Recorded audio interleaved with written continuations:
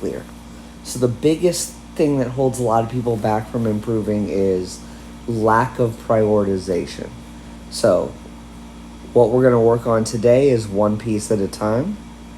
And just because I don't bring it up doesn't mean it's not wrong. It just means I don't want you thinking about it. We're going to attack the biggest, most important piece. And then once that's fixed, we can move on to the next piece. But the only piece that's important in your life is what we're going to cover today. Not that nothing else matters, it just doesn't matter right now. Because what we're going to fix today is going to have a domino effect everywhere else. So it won't fix it, but it'll move it in the right direction. So that by the time we get to working on that stuff, you have to move it a smaller amount than you would if you tried to move all those things today. So, all that being said, is what we're going to focus today is how the lower body moves in the backswing and the effect that has on your upper body, both in the backswing and the downswing. So the bulk of this in your problems are going to be backswing related and really early on in the backswing. But I also want to cover a slight deal in transition just to open your mind to what should happen, and sometimes just changing intent can help a lot. So the big key is as you go back, your lead knee kicks in a lot, but you don't actually turn behind the golf ball. So that knee kicks in a lot and you actually start leaning slightly towards the target. So your lead shoulder doesn't turn behind the golf ball, but your trail shoulder is over your front foot. So what's going to happen is your head's actually in front of the golf ball. So the reason that you slide is because you have to. Your spine's actually tilted towards the target, and the only thing you can do is slide so that you can create some tilt, and then your head goes backwards in an effort to get behind the golf ball. So if we turned behind the golf ball, you wouldn't need to slide to create this tilt.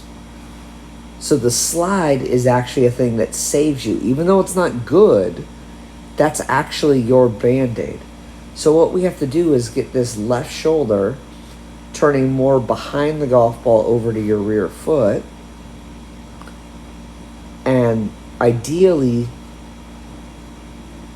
that right knee not kicking in quite as much as you go back from down the line. What you're going to see is your turn, tilts and everything are pretty good. Arms are fine. But as you come down, that lead side tries to open up. But what happens is the arms work way too straight down. We need those hands to work out towards the ball. And so what happens is the arm's not loaded too far across your chest going back. It just doesn't unload coming down. This seems to be like throwing a frisbee. So as that lead side opens up, those arms need to work actually out towards the golf ball. That's what gets that trail elbow in front. It's actually what's going to shallow the shaft.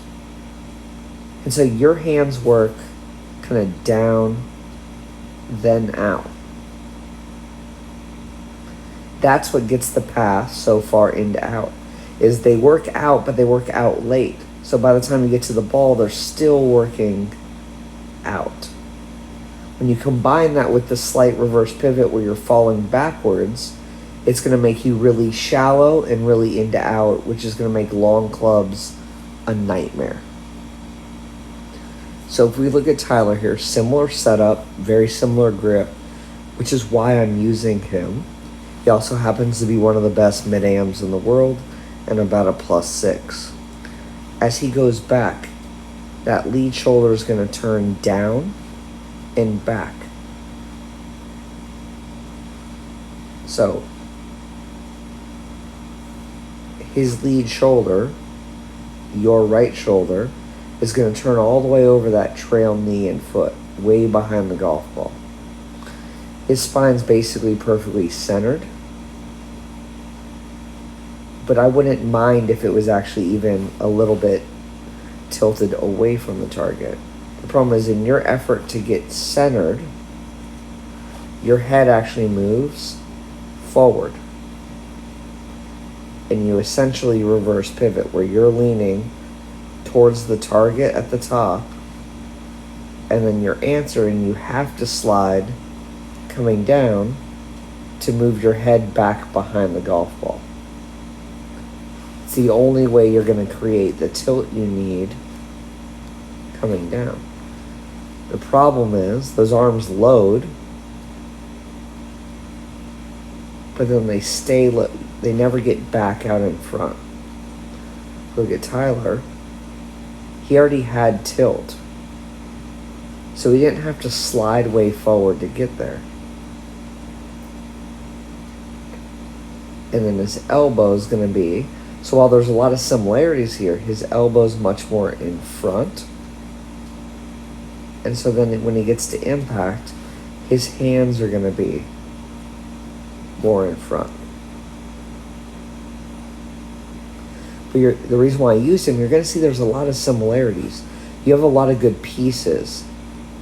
You're just missing some of the details. So if we look at another one of my players, this is Jacob, who played at Auburn and is now a professional golfer. Is very similar to you. His lead knee used to kick in, not turn behind the golf ball. So what we use is this band is trying to pull his knees inward. It's actually trying to make him do it wrong. So he has to apply a force outward just to stand still. So as he goes back, it keeps the space between his knees more constant, and you're going to see he has slight tilt away from the target. This is what I would love for you, is the hips to stay dead center between the feet, and there to be like 2 degrees of tilt away from the target. Just a tiny bit. Where you're probably 5 degrees towards the target with that knee kind of kicked in. And what happens if this knee kicks in, you're going to have to move laterally to shallow everything out. But again, that leaves the arms kind of trapped behind. So if we look at Jacob here, as he comes down, he has very little lateral motion because the tilt that he needs at impact is already set up earlier. So in reality, he has slightly more tilt at impact, but he didn't have to slide way forward to get there. And at the top of the backswing, that lead shoulder's over his trail foot, and his head's behind the golf ball.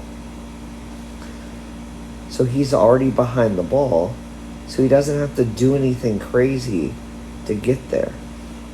Your head at this point was way more forward at the top of the backswing.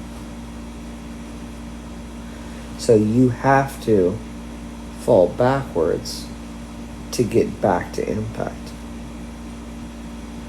So the best advice I can give you is one of these exercise band loops. They're like a couple bucks at a department store, usually come in a box of 3.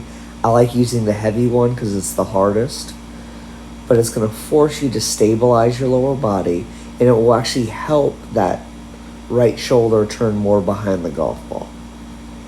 So by stabilizing the legs, it will actually help the upper body. And then just the idea of you turning more behind the golf ball, which I'll give you a video on. And so you'll see another reason why I use Jacob and Tyler is because at the top of the backswing, there's a lot of similarities. The difference is, as he comes down, his hands are going to work out. He's going to let the rotation of his body pull his hands out towards the golf ball.